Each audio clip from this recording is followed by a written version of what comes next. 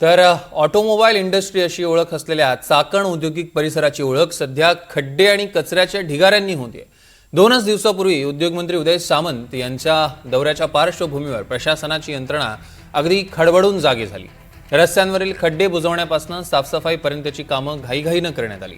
मात्र मंत्री त्यांचा दौरा संपला आणि मग तीच यंत्रणा पुन्हा एकदा झोपी गेल्याचं चित्र आहे। चाकणमधील 13 गावातील नागरिकांनी साखळी उपोषण केलं। आज HP चौकातील मुख्य रस्त्यावर रास्ता रोको आंदोलन करण्यात येणार आहे।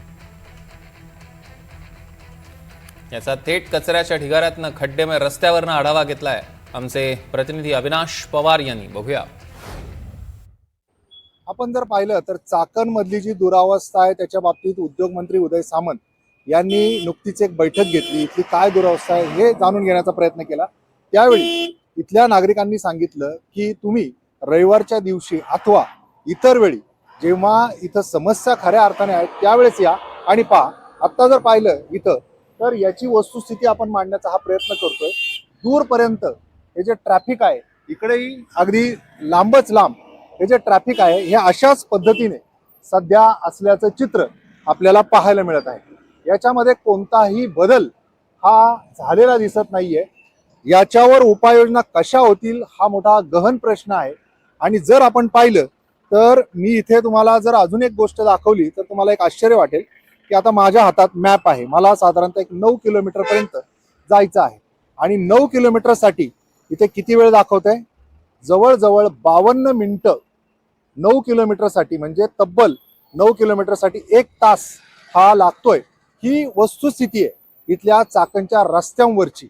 आणि जर असं प्रकार असेल तर याच्यामध्ये कामगारांचा जीव कसा घुसमटलाय, शाळकरी मुलांचा जीव कसा घुसमटलेला आहे, इथले नागरिक कसे त्रस्त आहे याचं उत्तम उदाहरण हे इथे आपल्याला वास्तव दाखवून मी आता जर पाहिलं आपण त्या रिक्षा असतील, या रिक्षामधून प्रवास करणारे प्रवासी असतील किंवा दूरवर जर आपण पाहिलं तर ह्या वाहनांच्या ज्या रांगा आहेत त्या अगदी तुम्हाला लांब लांबपर्यंत ह्या सगळ्या वाहनांच्या रांगा दिसतील। आता जर आपण इथे आलो तर ही सगळी परिस्थिती या रस्त्यांवरची आहे। म्हणजे जिथे चाकण प्रत्येक रस्ता म्हणजे चाकण मधला जो काही रस्ता आहे म्हणजे चाकण तळेगाव असेल, शिक्रापूर असेल, तिकडे पुणे नाशिक महामार्ग असेल, रस्त्यांच्या दुतर्फा आपल्याला फक्त वाहनांच्या या रांगा दिसतील। आणि याच्यामध्ये जी परिस्थिती आहे ती कोणतीही बदललेली नाही। आणि एकूणच जर आपण पाहिलं तर सातत्याने आपण जे सांगतोय की इथल्या नागरिकांच्या काय समस्या आहेत, आज देखील आपण पाहिलं की या 13 गावामधले नागरिक हे साखळी उपोषणासाठी बसले आहेत। तर ही परिस्थिती का उद्भवते याचं कारण हे आहे। बरं, इथं जर आपण पाहिलं तर प्रत्येक ठिकाणी हे अशा पद्धतीने गटार, कचरा, ही सगळी समस्या जी आहे ती सातत्याने इथे होताना दिसते।